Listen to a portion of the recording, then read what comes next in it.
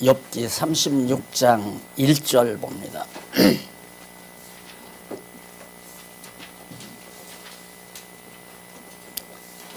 36장 1절. 엘리후가 말을 이어 가로되 나를 잠깐 용납하라. 내가 네게 말하리니 이는 내가 하나님을 위하여 오히려 할 말이 있음이라. 2절까지 봉독했습니다. 지난주일 제가 한 페이지가 그냥 넘어가서 미처 말씀드리지 못한 부분이죠. 지금 우리는 엘리후의 신관에 대해서 살피는 중입니다. 신관의 일부분이니까 설령 순서가 바뀌어도 저는 크게 하자가 없습니다. 지난주일 누락됐던 34장 21절로 30절 보면 누구도 하나님 앞에서 숨거나 일을 판단치 못한다라고 그렇게 말을 합니다. 다 그럴듯한 말입니다. 누가 하나님 앞에서 숨을 자가 있습니까? 아무도 못 숨죠. 다시 말해서 범죄하고 자기 범죄를 가리우기 위해서 토굴 속에 숨는다고 해서 숨어질 수가 없는 거다. 다 밝혀진다. 그런 뜻이고요. 그 다음 숨거나 일을 하나님께서 하시는 일을 누구도 판단치 못한다. 잘한다 못한다 판단할 수 없다. 왜? 인간은 심판자가 아니고 심판의 대상이기 때문에 거꾸로 심판의 대상이 심판자이신 하나님을 판단할 수는 없는 거죠. 맞는 얘기 아닙니까? 또 그것만 맞는 게 아니라 34장 31절로 37절 내용도 보면 엘리후가 회개치 않는 욥을 책망하면서 시험받기를 원합니다. 다시 말해서 회개치 않으면 그렇게 친구들이 또 자기가 욥을 지적하고 책망을 해도 회개하지 않으니까 네가 하나님께 엄청난 무서운 시험 받기를 원한다. 저주하다시피 하는 거죠.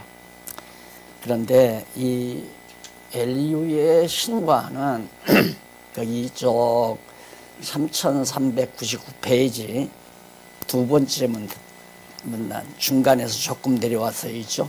줄바꾼데 두 번째 문단에 보면 엘리후의 주장은 매우 설득력이 있어 보입니다. 그 엘리후의 신관이 지금 앞에서부터 32장, 33장 쭉 나와 있잖아요. 신관이. 그 신관들이 얼른 보기는 아주 누구도 공감할 수 있는 그런 신관처럼 보이는데 그 엘리후의 주장대로라면 이 세상에는 악한 권력자가 하나도 없어야 하며 깨끗하고 밝은 세상이 되어야 하는 것. 이 부분이 이제 많은 신학자들이 고민하는 부분이거든요. 고민보다도 이제 믿어지지 아니하는 정의의 하나님, 공의로우신 하나님, 악을 미워하고 벌하시는 하나님이 살아계시다고 그렇게 기독교가 아주 열변을 통해서 전하는데 세상에 보면 안 그렇단 말입니다. 그 중에 가장 명석했던 소위 니체라는 사람이 그 코에 걸린 거예요. 어려서부터 신자가 돼가지고 신앙생활을 니체가 했는데 교회에서 배우기는 악이 이 세상에 하나님이 용납을 안 하신다. 악이는 다 벌하고 결국에는 저주를 받아 죽고 선한 사람만이 존재한다. 이런 식으로 배웠는데 니체가 세상살이를 가만히 보니까 그게 아니란 말입니다. 악인이 더 잘되고 악인이 득세하고 선량한 사람이 고생을 하고 이런 경우들이 너무 많으니까 그 다음부터 하나님을 부정하기 시작한 거예요. 그래서 지금 이 부분의 공부가 굉장히 중요한 부분이죠. 그러니까 보통 대부분의 많은 사람들의 신과는 너 이놈은 그러면 하나님 앞에 벌보다 우리 장로님들이나 목사님들이 젊은이들에게 쉽게 해주는 말입니다. 너 그러면 안 돼. 하나님이 너 벌 준다, 벌 받는다. 이렇게 말하는데 영특한 사람은 그 말에 쏘가 넘어가지를 않죠. 벌 안 받던데요. 우리가 근대에 살아보아도 여러분은 747 부대인가 중국에 들어 다녀오셨으면 보셨을 거예요. 인간이 그렇게 자나갈 수가 없어요. 생체 실험을 하는 것이 다 나와 있는데 일본 사람들이 완전히 세계 정복을 하기 위해서 생체 실험, 무슨 독을 먹어야 인간이 쉽게 다 죽어버리느냐. 그래서 완전히 정말 인간을 죽이는 그런 독약을 만들기 위해서 이제 생체 실험을 한 것들이 큰 건물에 실상이 다 나와 있어요. 많은 사람들을 기차에다 실어다가 껍질을 벗기고 산채로 껍질을 벗기고, 제가 그걸 보고 나와서 걷지를 못하고 그냥 그 앞마당에 주저앉아 버렸다니까요. 내가 정신이 이렇게 악해도 이렇게 사악할 수가 있을까? 그래도 잘날 경제 대국 제2인자니 이걸 어떻게 해석해요? 해석이 안 되죠. 홀로코스트 있지 않습니까? 독일 사람들이 요즘에도 또 뭐 잘못했다고 뉘우치고 그러던데요. 유대인들이 너무 머리가 좋잖아요. 유대인들이. 그러니까 유대인들을 완전히 학살하기 위해서 몇십만 명을 지하 탱크에다 집어넣고 독가스를 집어넣잖아요. 그거 어떻게 다 일일이 죽이겠어요. 총으로 죽이기도 총알도 아깝고 또 많이 들어가잖아요. 20만 명이니까. 그러니까 그냥 지하 탱크에다 집어넣고는 독가스를 집어넣어서 독가스 마시고 다 죽어버렸단 말입니다. 그 유대인들이 그래서 저렇게 정말 세계만방에 흩어져서 고생하고 그렇게 살았잖아요. 근데 독일도 강대국 아니에요. 이걸 어떻게 해석해요? 해석을 못해요. 그러니까 똑똑한 사람은 다 기독교를 떠나요. 머리가 명석하면 다 떠난단 말입니다. 이해가 안 되니까. 뭐 하나님이 계시다면 저런 인간들을 세상에 잔재시키느냐. 공산당 얼마나 많은 사람을 죽였습니까? 그런데 아직도 공산주의 뿌리를 가지고 있는 김정은이 딱 살아있잖아요. 당당하게 막 핵무기 만들어가지고 남한을 위협하고 미국을 위협하고 그러고 살잖아요. 그걸 어떻게 해석해요? 해석이 안 돼요. 그러니까 바로 엘리후의 신관이 그럴듯하게 보이지만 실제와는 안 맞다 이거예요. 그러니까 하나님에 대해서 잘못 알고 있는 거죠. 하나님을 엘리후 자신이 하나님은 이런 하나님이라고 자기가 그렇게 설정해 놓고 욥을 갖다가 정죄하고 들어가는 거 아니에요. 인간이 하나님의 형상이라든가 하나님의 속성이라든가 하나님의 인품을 인간이 만들 수는 없는 거예요. 하나님은 스스로 존재하는 분이기 때문에. 그러니까 하나님이 나는 이렇다라고 계시하신 성경이 없이는 정확한 하나님에 대한 지식을 인간이 얻을 수가 없어요. 안 그러면 상식적으로 오는 거죠. 엘리후가 지금 하나님에 대해서 설명하듯이 그런 식의 하나님을 이해한다 이 말이에요. 그래서 정말 엘리후가 말하는 하나님대로라면 이 세상에는 정직한 권력만이, 정직한 권세만이 살아있어야 돼요. 그러니까 왜 이 세상이 점점 포악해지느냐. 포악하게 힘을 잡아서 강한 힘을 가져야 이 세상에는 존재한다는 게 경험으로 알아요. 그러니까 강한 무기를 만들수록 나라는 강해진다. 그래서 미국이 최강의 무기를, 지금 숨겨둔 무기가 많잖아요. 공개 안 하잖아요. 완전히 세계 정복의 꿈을 안고, 그리고 한 번 터뜨리면 뭐 엄청난 생명을 죽일 수 있는 무기들을 지금 강대국들이 가지고 있어가지고 세상을 꼼짝 못하게 지금 그렇게 만들어가고 있기 때문에 바로 그렇게 세상은 다스려야 된다는 그런 정치 원리를 인간들은 터득하게 된 거예요. 그래서 강한 힘, 강한 군대, 강한 무기, 이것이 국가 전립의 생명이다. 평화?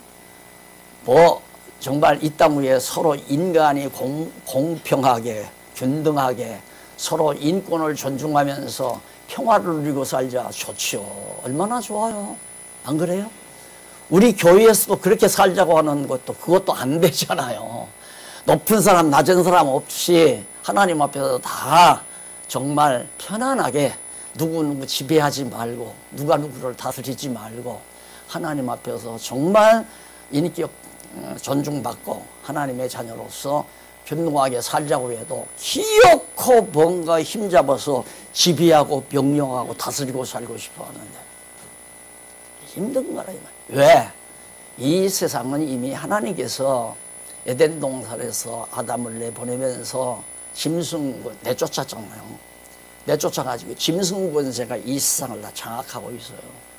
그러니까 짐승 권세가 장악하고 있는 이 세상에서 성령의 교통하심을 받아 정말 하나님의 자녀가 되기 전에는 하나님을 알 길도 없고 하나님을 경외할 수 없는 거란 말입니다. 그런데 하나님께서 당신의 백성들을 하나님 여호와 경외하기를 배우게 하려고 곤고한 날과 형통한 날을 이렇게 겸해서 이렇게 주시기 때문에 때로는 까닭없이 욥처럼 망할 수도 있고 까닭없이 병들 수도 있고 또 부도날 수도 있고 갑자기 정말 생각지 않았던 어떤 편안함이 가정에 밀려올 수도 있고 교회에 올 수도 있고. 자, 만약에 엘리후가 한 말대로라면 이 세상의 다른 단체들은 다 방해해야 돼요. 그리고 하나님의 이름을 부르는 교회만이 점점 왕성해야 되죠. 찬송가에 그런 찬송이 있어요.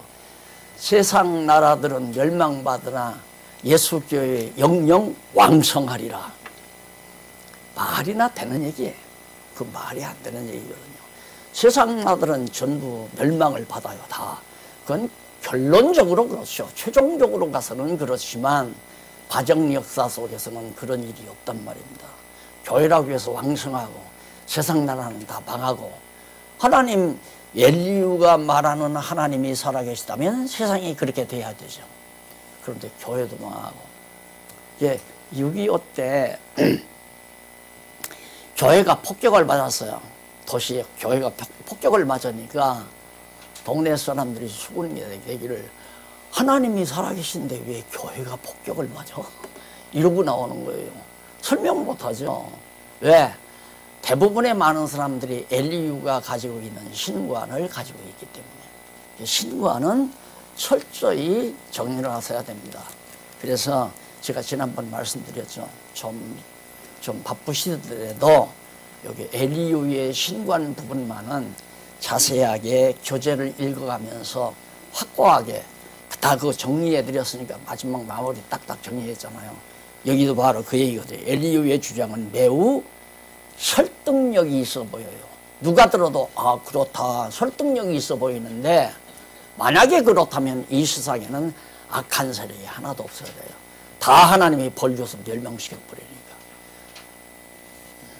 코로나 이 바이러스도 예수 안 믿는 사람들만 걸려야지 왜 이거 지금 다 이걸 쓰고 예? 안 그래요?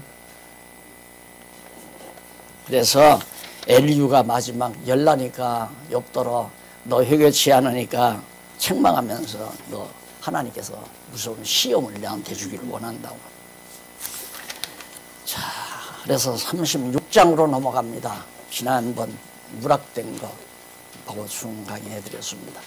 1절로 4절에 보면 엘리후는 욥에게 자기의 신지식이 완벽하다고 역설합니다. 그러니까 자기가 상상해서 자기가 구상해서 만들어 놓은 신에 대한 하나님에 대한 지식이 나는 절대 완벽한 지식이라고 말하는 거죠. 이게 이제 소위 요즘 보수주의 신학자들의 신관이라고 그렇게 생각을 해요. 제가 알고 있기는, 제가 느끼는 것은 조금 전에 우리 박공기 교수님 이제 연구 마치고 돌아오셨는데 잠깐 과정 얘기를 했는데 지금 신학적으로 치열한 싸움이 벌어지고 있죠.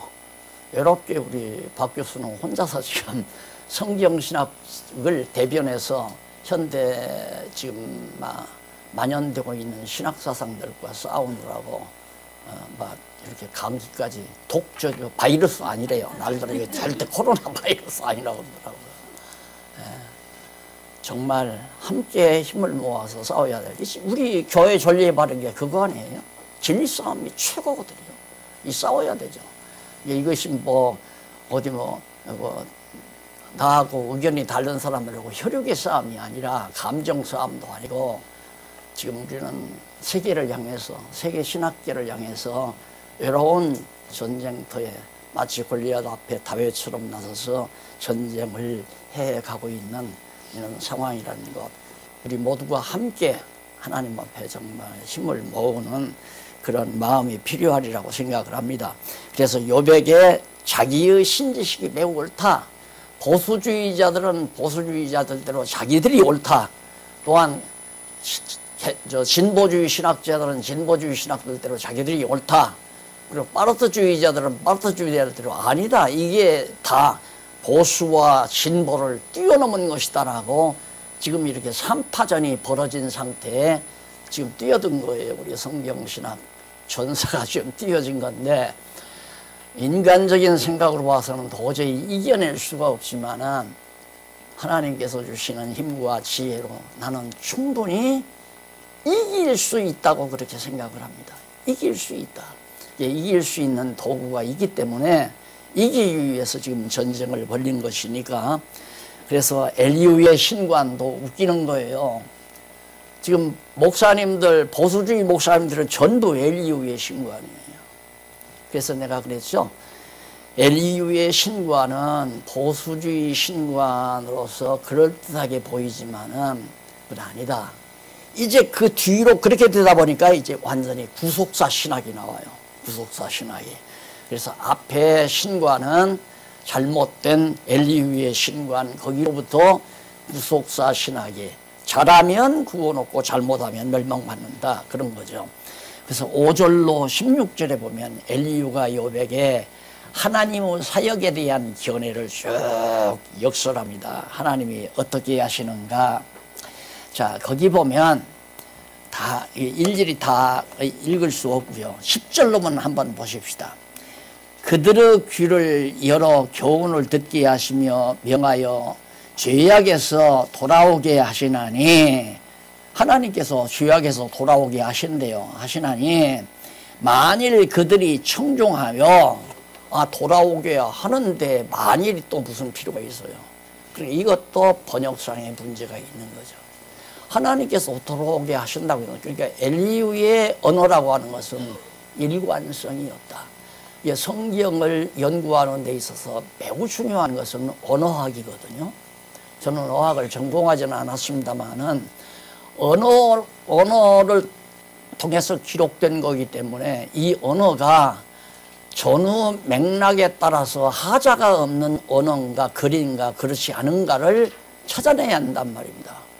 그러면 엘리후가 분명히 하나님께서 우리를 회개, 돌아오게 하신다. 거기에 보면 하나님께서 분명히 돌아오게 하신다. 행위를 알게 하시고, 그 19장 마지막 9절 마지막 절에 봐도 행위를 알게 하시고 그들의 귀를 열어 교훈을 듣게 하시며 명하여 죄악에서 돌아오게 하시나니. 다 하나님이 다 돌아오게 하잖아요. 그런데 만일 안 돌아오면, 그러면 하나님이 돌아오게 하시는데 안 돌아올 수도 있나요? 그게 말이 안 맞잖아요, 앞뒤가. 성경에 그런 내용들이 부지기수라 이 말이에요. 그런데 누가 그걸 우리가 지금 이렇게 각 문장을 파싱하듯이 일일이 문장을 파싱을 해서 정말 옳은가, 일관성이 있나 없나를 따지고 보나요? 뭔만 누르려면, 만일 돌아오면, 만일 그들이 청종치 아니하면 칼에 망한다. 돌아오게 하는데도 만일 돌아오지 아니하면, 그 하나님이 하게 하시는데도 안 할 수도 있는 거네요. 인간이 대단히 힘이 있는 거죠, 이렇게 보면. 그러니까 엘리후의 이 신관이라든가 언어는 정제되지 아니한 언어, 잘못된 언어라고 하는 걸 우리가 알 수 있습니다. 자, 이런 식으로 쭉 얘기해 놨기 때문에 여기서부터는 바로 이제 내가 구속사 신학에서 여러분들이 예수를 믿으면 구원 얻는다. 그래서 어떤 때는 율법을 지켜야 된다. 안 지켜도 된다. 안 지키고 은혜로 구원 얻는다.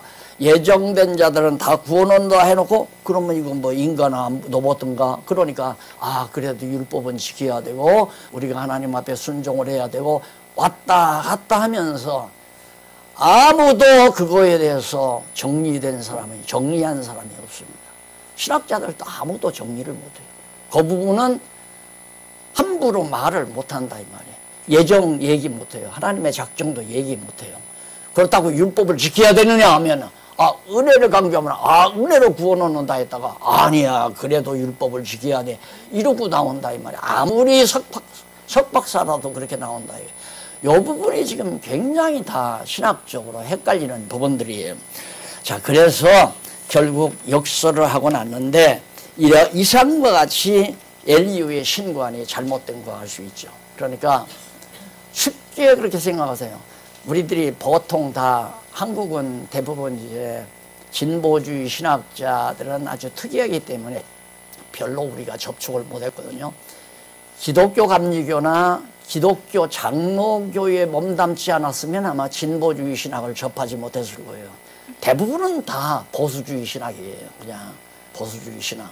그러니까 이 신학은 엘리후의 신학이다. 이렇게 생각해도 됩니다. 그게 잘못된 거죠. 잘못됐기 때문에 우리가 지금 이건 아니다라고 성경대로 다시 고쳐서 가르쳐야 된다고 주장하는 거 아닙니까? 성경대로 배워야 되고. 그러니까 이렇게 저도 이 아침에 여러분에게 정말 힘을 다해서 말씀을 드려도 과거에 가졌던 그 틀, 하나님에 대한 그 생각의 틀이 아주 너무 강하게 고착이 돼가지고 그게 흔들리지 않고 그대로 가지고 있을 수가 있어요. 그거 헐어버려야 돼요. 완전히 헐어야 돼요. 그러니까 하나님께서는 나를 나되게 하기 위해서 죄악 가운데 집어넣기도 하고 죄악 가운데서 건져내기도 하고 나를 죄의 종로로 하게도 하고 죄의 종로로서 벗어나게도 하고 이스라엘 백성들을 그랬잖아요. 하나님의 택한 백성 야곱의 후손들을 애굽에 종살이 하도록 애굽에다 집어넣잖아요. 집어넣었다가 400년 만에 또 애굽에서 건져내가지고 나는 너희 하나님이고 너희는 내 백성이다. 그리고 하나님께서 또 그러잖아요. 하나님이 다 주관하는 거란 말입니다. 왜? 하나님의 백성답게 되게 하기 위해서. 그러니까 여러분 설령 감기가 걸렸든 안 그러면 정말 사업이 부진하든 생활이 어려워지든 내 앞길이 순조롭게 잘 풀리지 않든 이것이 하나님께서 나에게 죄의 대가로 주었다고 하는 생각은 해서는 안 됩니다. 그건 하나님이 전부 다 우리를 연단시키기 위해서 하는 거예요. 죄의 대가로 주려면 우리가 지금 다 죄인인데 죄 중에서 나서 죄 중에서 살며 우리가 죄 중에서 잉태하고 나서 죄 중에서 살잖아요. 죄인 아닌 사람이 누가 있어요? 예, 죄로 망한다면 늘 두들겨 맞기만 해야 돼요. 반대로 뭔 일이 사업이 잘 돼요. 돈도 잘 벌리고 순조롭게 잘 풀려나가요. 하나님께서 내가 하나님 앞에 이렇게 했더니만 하나님께서 나를 많이 봐주시는구나. 이게 얼마나 잘못된 신관인가를 알 수 있잖아요. 100% 하나님의 은혜다. 나를 나되게. 왜? 어떤 은혜? 내 능력으로는 망할 수도 없고 내 능력으로는 흥할 수도 없고 내 능력으로는 내 앞길을 헤쳐나갈 수도 없고 내 능력으로는 내 자신의 행위로는 도저히 그 무엇도 행할 수 없다는 자신에 대한 포기, 전적으로 전능자 하나님께 대한 의지를 하게 하시기 위한 하나님의 섭리임을 우리가 알 수 있습니다. 그 다음 넘어가서 마지막 권고가 있습니다. 엘리후가 이제 욥에게 마지막으로 권고를 해요. 36장 17절로 23절에 보면 엘리후가 하나님의 공의의 징책을 대적하지 말라고 다 묶이는 얘기예요. 공의의 징책을. 그러니까 하나님이 징계한다고 해서 우리가 대적할 수는 없죠. 맞잖아요. 그런데 여기서 말하는 공의의 징책이라고 하는 이 말은 엘리후로서는 네가 잘못했기 때문에 하나님께서 너에게 벌 주는 거니까 그거에 대해서 네가 하나님 앞에 자꾸 대적하지 말라. 너 보니까 나는 죄가 없는데 하나님을 나에게 이렇게 벌을 주었다. 하나님이 잘못했다고 그렇게 말하는데 그 하나님 대적하는 거 아니냐. 그런 논법이거든요, 엘리후가. 그러니까 이 말도 매우 잘못된 말이죠. 그 다음은 36장 24절로 33절에 보면 엘리후가 만물에 대한 하나님의 섭리를 찬송하라고 다 그렇듯한 사람을 헷갈리게 하는 거. 가장 고수의 사기꾼, 고도의 사기꾼은 아주 신용이 참 좋습니다. 예, 간간히 신용이 참 좋은데 결정타에 가서 한 방에 끝내버리는 거예요.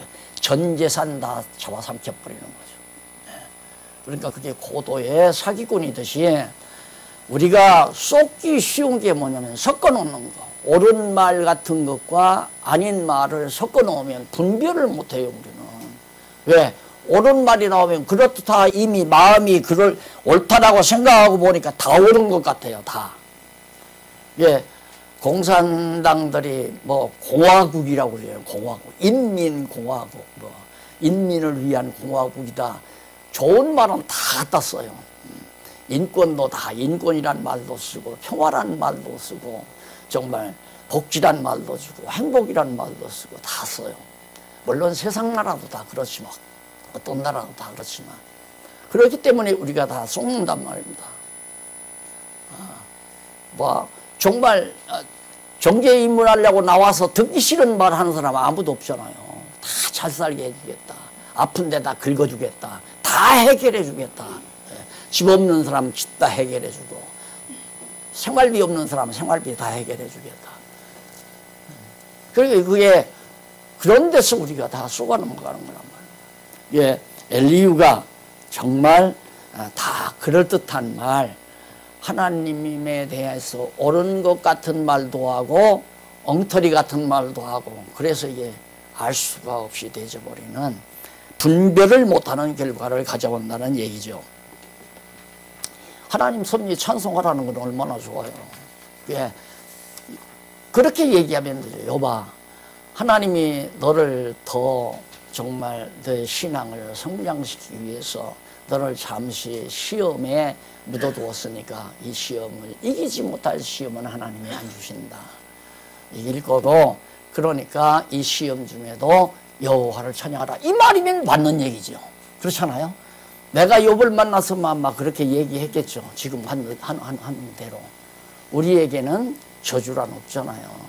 하나님의 택한 백성들이란 징벌이란 없어요. 잘못한 것에 대해서 징계는 있을 수 있지만 징계는 하나님께서 돌아오게 하시려는 하나님의 섭리니까 하나님께서 깨닫게 해서 다 돌아오게 하신단 말입니다.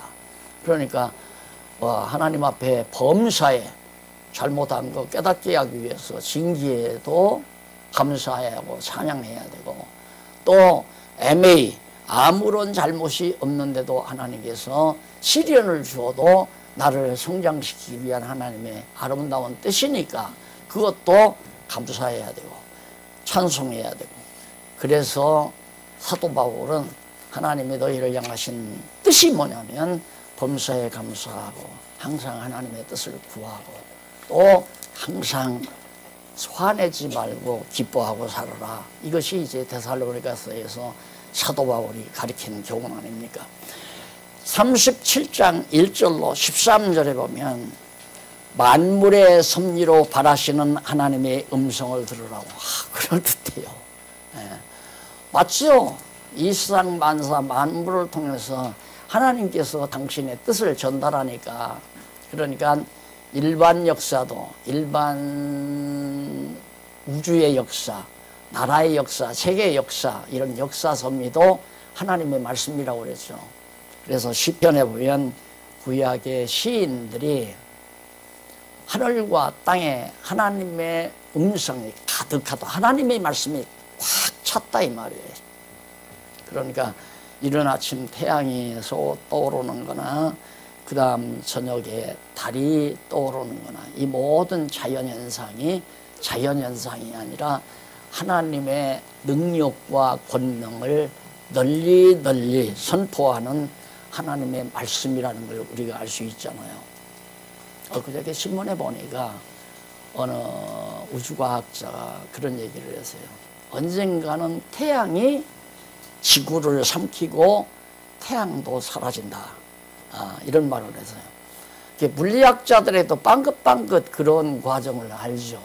언젠가는 태양이 좀 세월이 지나면 태양이 지구를 다 삼켜버린다. 지구가 태양 곁에 가면 완전히 그냥 숯덩어리 되어가지고 재로 변해버리고 마니까 남을 거 뭐 있어요. 그냥 다 하나의 먼지로 변해버리고 마는 거죠. 그러고 나서 태양 자체도 사라져버린다. 우주과학자도 괴로운 거예요. 결론은 안 나지. 이런 것까지 저런 것까지 새로운 현상은 자꾸 우주에서 발견이 되지. 그분한테 창세기 강론집을 하나 보내줄까 싶은데 보지 않아요. 그냥 아무것도 없는 데서 하나님께서 정말 능력으로 먼지 같은 것을 모아서 인간도 만들고 지구도 만들고 모든 물체도 만들고 다 그것이 이제 창세기에서 말하는 창조사역 아닙니까? 그런 것들을 분명히 알면 정말 하나님의 음성이 이 모든 우주 섭리 속에 꽉 차 있다. 그래서 성경을 알면 모든 물리가 터진다 하는 말이 바로 그겁니다. 성경은 완전히 모든 것을 설명할 수 있는 그런 가이드북이에요.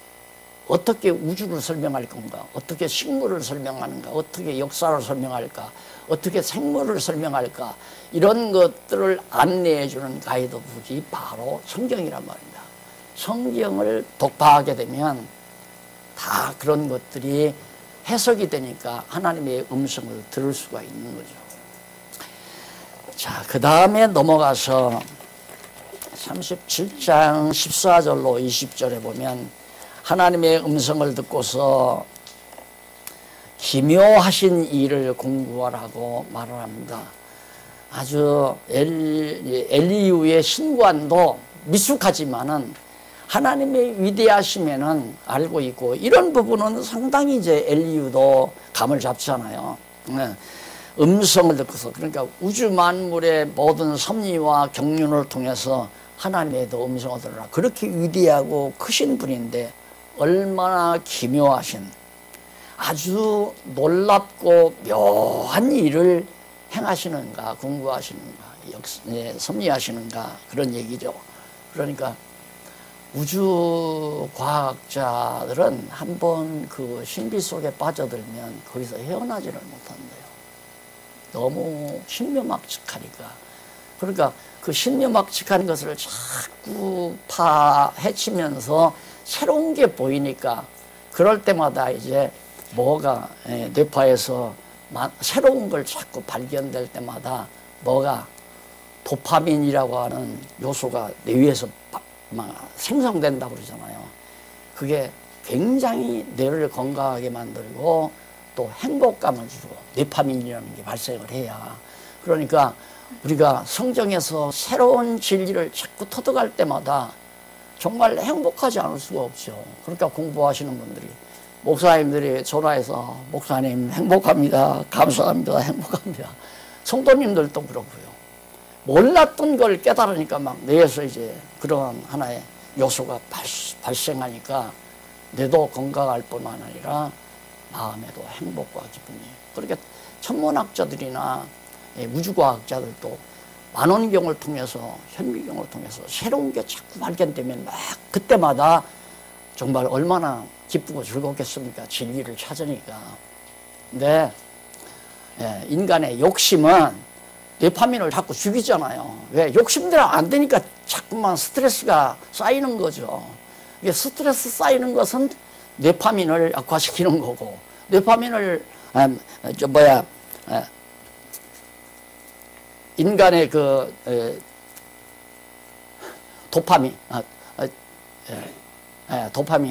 도파민을 약화시키고 스트레스를 강화시키니까 점점 더 빨리 몸도 자꾸 노쇠해지고 불행감도 쌓이게 되고.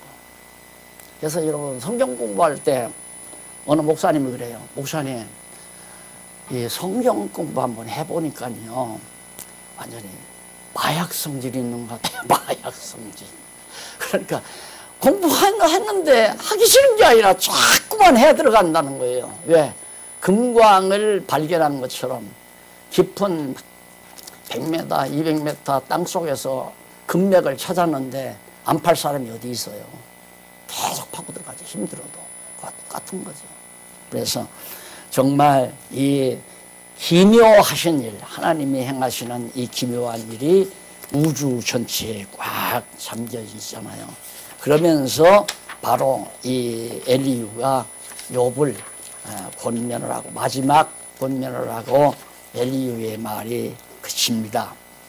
그리고 나니까 그 다음 3417페이지에 딱 가보면 제3절 흥하게 하시는 여호와 흥하게 하시는 여호와가 나옵니다. 그러면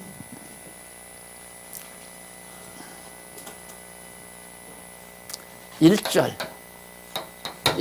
망하게 하시는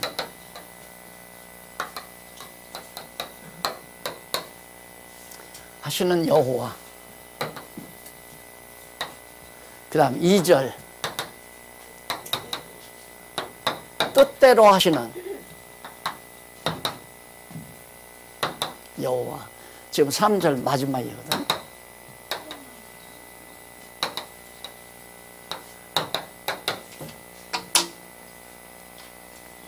이게 욥기서 다 아니에요. 욥 초반부에 욥을 망하게 하죠. 망하고 나니까 이제 새 친구가 나타나서 욥하고 토론이 벌리잖아요. 근데 욥은 무슨 소리냐. 하나님이 정한 뜻대로 모든 일을 행하신다. 그걸 주장하는 거고, 바로 욥의 친구들은 자꾸 요즘 이제 좀 보수주의 신학자들이나 목사님들이 하는 말처럼 인간이 잘하면 복 주고 잘못하면 벌 준다. 그런 식으로 계속 밀고 나요. 상선벌악, 인과응보 사상에 기초해서 계속 욥을 설득시키려고 하는 부분. 그러나 욥은 그게 아니다. 하나님이 다 작정하신 뜻에 따라서 만사를 섭리해 가신다는 걸 계속 강조하고 나오니까 마지막으로 엘리후가 나타나서 욥을 책망하고 끝이 났어요. 그러니까 하나님께서 나타나서 다시 욥을 흥하게 하시는 섭리가 제3장에 소개됩니다. 이제 욥기 다 정리되셨죠. 자, 그러면 그래서 망하게 하시고 뜻대로 하시고 흥하게 하시고, 그래서 전능성 찬양이라는 겁니다. 전능성.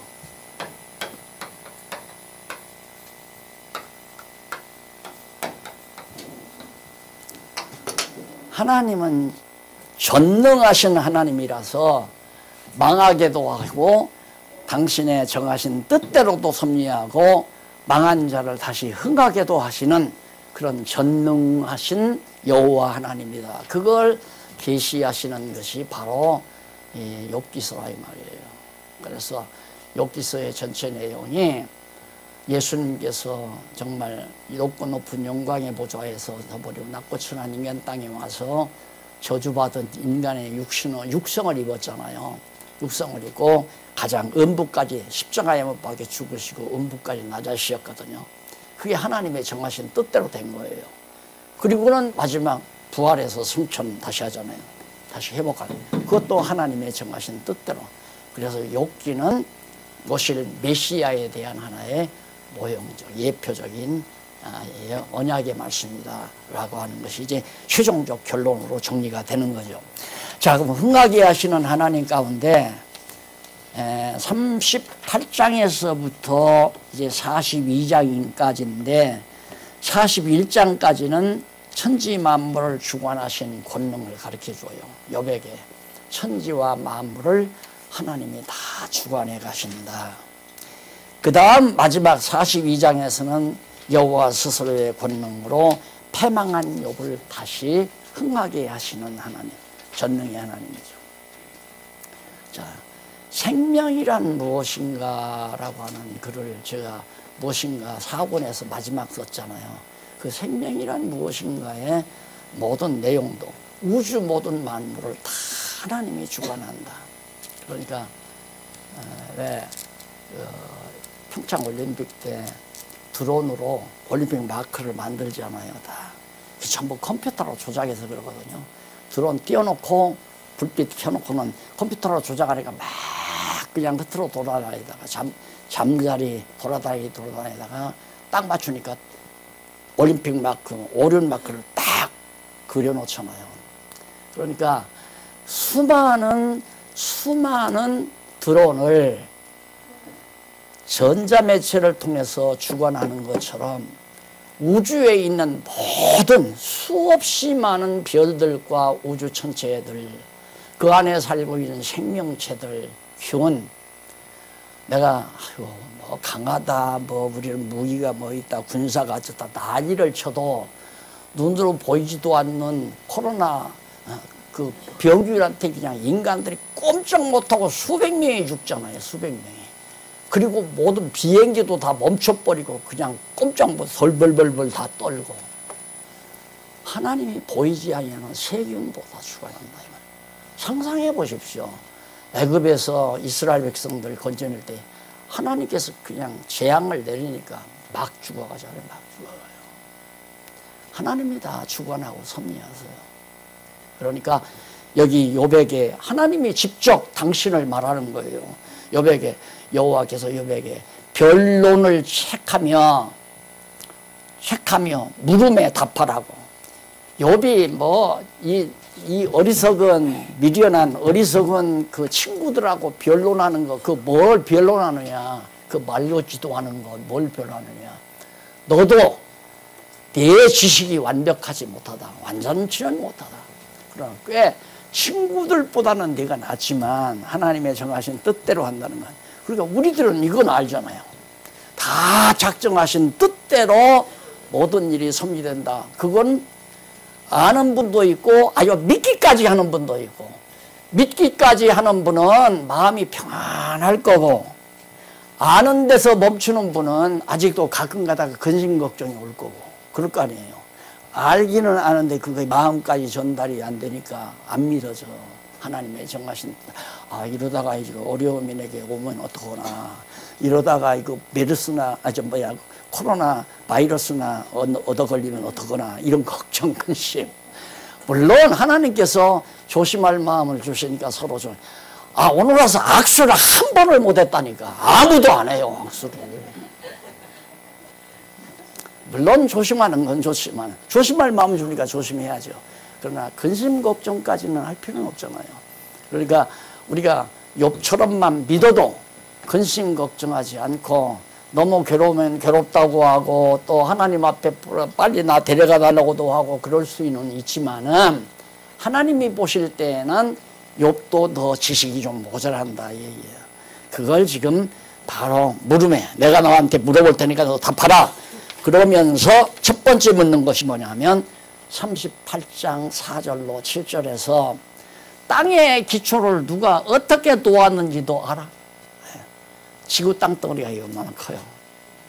이걸 기초를 누가 어떻게 놓았는지도 아느냐. 이때가 지금 모세 때라고 하면 3,500년 전이에요. 지금으로부터 한 4,000년 가까이 3,500년 전인데, 이 당시에 땅이 이제 평평한 줄 다 알았을 거예요. 평평해서 어딘가 끝에가 막 낭떠러지가 있을 거라고 그렇게 상상을 한 사람들이 했는데, 하나님께서 이 땅을 놓을 때 어떤 기초석이 있을 거 아니냐. 그거 아느냐. 알 게 뭐예요. 그 다음 또 하나 물어요. 8절로 11절. 바닷물을 문으로 막아 넘치지 못하게 하셨다고 가르칩니다. 야, 너 바닷물, 저 많은 바닷물이 넘쳐서 육지로 다 밀려들어오면 어떻게 해요? 너 평평한 땅이 이렇게 평평한데 물이 여기에 이제 태평양 물, 대서양 물이 꽉 있단 말입니다. 있으면 이게 다 흘러내릴 거 아니에요. 흘러서. 그걸 그런 모든 상상만 하고 있는 때인데, 누가 물이 절대 흘러들어오지 못하게 문을 딱 해가지고 이렇게 딱 보관하고 있는지 어떻게 아느냐. 너. 하나님 당신이 다 아신다. 내가 다 안다.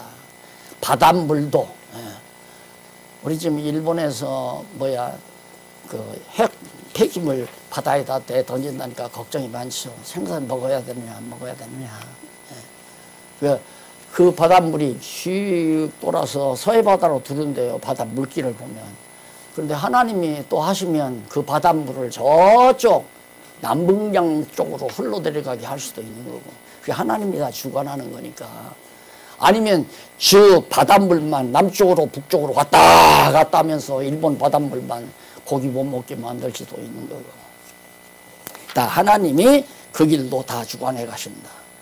그래 얼마 전에 해양 연구가들이 바다에도 길이 있다. 물길이 있더라. 이 물길. 바다에도 물길. 있지요. 바다에 물길이. 그걸 이제 해양 연구가들이 다 찾아서 말로 하잖아요. 그게 하나님께서 다 주관해 가시는 섭니다. 그 다음에 12절로 15절 요백에 아침빛을 비추게 한 일이 있었느냐고 질문합니다. 너 캄캄한 새벽이 왔는데 아침에 동력에서 태양이 올라서 빛을 비추게 네가 했느냐? 너 해봤느냐고. 해볼 수가 없죠. 욥이 무슨 능력으로 그래요. 바다의 깊이와 땅의 넓이를 측량했었느냐? 너 바다가 아주 깊은 그 깊이가 얼마 입방 킬로미터 되느냐? 육지의 땅의 부피가 얼마가 되는지 너 일일이 한번 알아봤느냐? 바닷물을 내가 대로 다 측량해 봤느냐? 못하잖아요. 하나님은 그거 다 하신다 이거예요.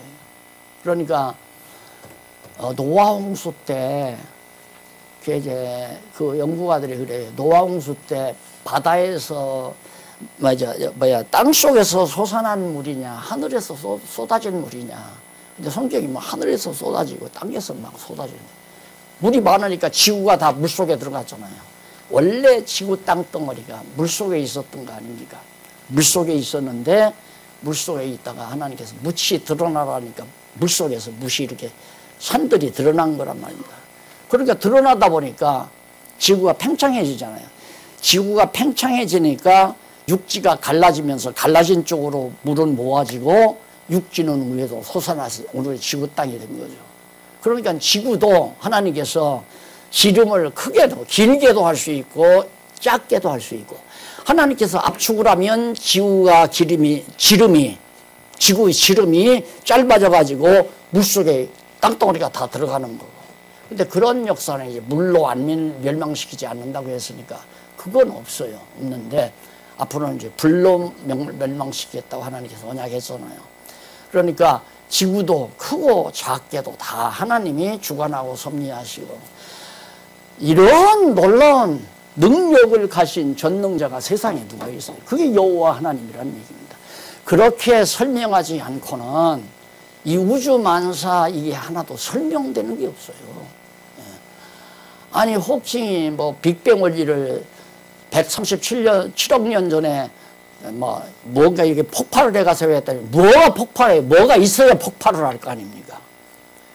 그 뭐가 있다, 뭐가 폭발? 그게 다 결론을 얘기한 게 아니라 과정을 그렇게 됐다 하더라도 과정을 얘기한 거죠. 그러니까 이미 이 물리학에 답이 나왔다고 할 수도 없는 거고 정리가 됐다고 할 수 없는 거고. 그래서 성경을 깨닫고 나면 하나님이 모든 걸 주관한다니까 깔끔하잖아요. 아주 머리가 깨끗해지고 복잡해질 것도 없고. 그 다음 바다의 길이와 땅의 넓이를 측량했었느냐. 깊이와 바다의 땅의 넓이 이거 다 측량했느냐. 광명이나 흑암의 초소로 인도할 수 있느냐고. 광명이나 흑암의 초소로 인도할 수 있느냐. 또 이게 광명의 초소도 있고 흑암의 초소도 있는데 글로로 네가 그 광명과 흑암을 인도할 수 있느냐. 하나님이 다 그렇게 한다는 얘기거든요. 태초에 하나님이 빛이 비추라 하는 것은 빛이 바로 그 초소에서 비춰지도록 그렇게 하나님이 하신 거 아니에요. 자, 그 다음 38장 22절로 24절. 눈과 우박 또는 태양 및 동풍의 길에 대하여 눈이 오는 곳. 아니 이쪽 여기 우리 교회는 눈이 왔는데 우리 교회는 나 사는 데는 눈이 안 왔더라니까. 예, 눈이 안 오는 줄 알고 와보니까 여기는 허옇게 눈이 덮여 있어요. 예, 그것도 하나님께서 다 이렇게 주관하시고 섭리하신다. 그 다음 욥에게 폭우와 우레와 번개의 길을 넣어가느냐. 폭우가 어디서 오고 번개가 어디서 오고 우레가 어떻게 치고 그 길을 가는 길을 내가 그 번개심 막 쭉 길이 열리잖아요. 그 길을 내가 안 해요. 모른다 이거죠. 하나님이 그래서 마지막 닿는 데가 벼락 때리잖아. 벼락 맞으면 큰 나무도 쓰러져 죽게 되고 타버리게 되고 거물도 쓰러져 버리고. 욥에게 하늘의 별들을 주관할 수 있느냐. 그 많은 수많은 별들, 엄청 수많은 별들을 네가 어떻게 주관하느냐. 그게 참 놀라운 게 천문학자들이 보면 별들이 6개나 7개, 10개 이런 거 다 무더기 자기들 패거리가 있잖아요. 다 연결이 돼 있단 말입니다. 그게 막 서로 엉켜서 돌아가는데도 부딪혀서 안 떨어지잖아요.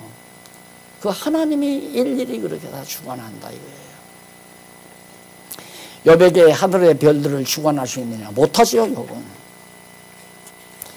그 다음 38장 34절로부터 38장에 욥에게 구름과 번개를 주관할 수 있느냐. 자연 만물을 주관 못하는 거죠. 무능한 욥. 모든 것 자연 만물을 하나님이 다 주관하고 섭리하신다. 세균도 주관한다. 아무리 적은 먼지까지라도 하나님이 다 길을 준비해가 길로 인도하시고 장악하시고 주관해 가신다. 다음 시간에는 우리 동물을 주관하시는 하나님의 권능에 대해서 39장까지 38장 39절로 39장까지 살펴보도록 하겠습니다. 기도하십시다. 하나님 아버지, 전능하신 하나님 앞에 그저 우리는 한없이 초라하고 한없이 무능함을 느끼지 않을 수 없습니다. 전능하신 하나님 뜻에 따른 저희들의 존재 이온이 범사 주께 맡기고 감사와 찬송만 돌리게 해 주시옵소서. 예수님 이름으로 기도드립니다. 아멘.